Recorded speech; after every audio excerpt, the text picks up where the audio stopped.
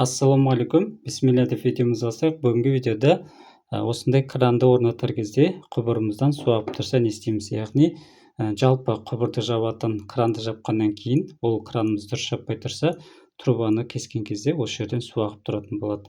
Яғни ондай жағдайда үтікпен үтіктесек, трубамыз ұстамайтын болады.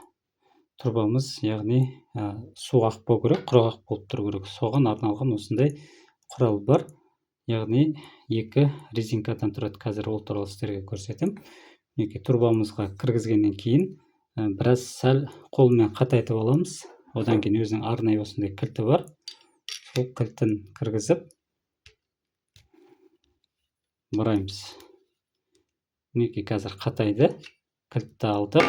Енді емін-еркін жаңағы үтікпен пайтете беруімізге болады. Пайтетіп болғаннан кейін мына американкамызды шешіп алып, осы американкамыз мына жағында бекіліп тұрады. Одан кейін емін-еркін қайтадан осы құрылғымызды алып шығуымызға болады. Босатып, егерде қолмен ала алмай жатсақ, мінекей осындай құрылғысы бар. Бұрап алып, тартып шығара салуымызға болады. Комплектіде мінекей тағы да басқа да трубалардың диаметрларына арналғандар бар. 25-ге, 32-ге дегенде. Енді қазір сіздерге ашып бөлшектеп көрсетейін. Мінекей осылай жасалған, араларында осындай шайбілері бар. Мінекей түкте қиындығы жоқ. Тіпті осыны қолдан да жасап алуға болады. Кейінірек уақытым болып жатса, сіздерге сол туралы жасасам көрсететін боламын. Өздеріңізде қолдан жасасаңыздар болады. Мысалы осындай болтты алып, міндетті түрде мына жағын шүкірлеудің қажеті жоқ.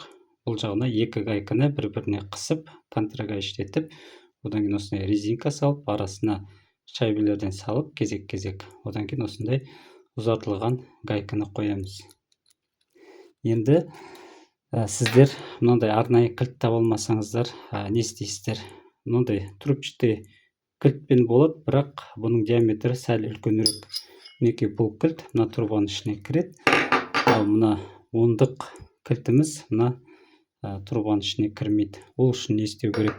Енді о жағында ойластырып қойдым. Мысалға осындай гайка сатып алғаннан кейін, мына гайканы ортасынан кесіп, жалпақ отверткіге бұралатындай қылып жасап қоюға болады. Сонда мына кілттің орнына біз жалпақ отверткімен қысып бұрай салатын боламыз. Одан кейін міндетті түрде осындай бір кез келген шпильканы дайындай саламыз. Яғни шықпай қалған жағдайда осы жерден бұрап өзімізге тартып шығаратын боламыз.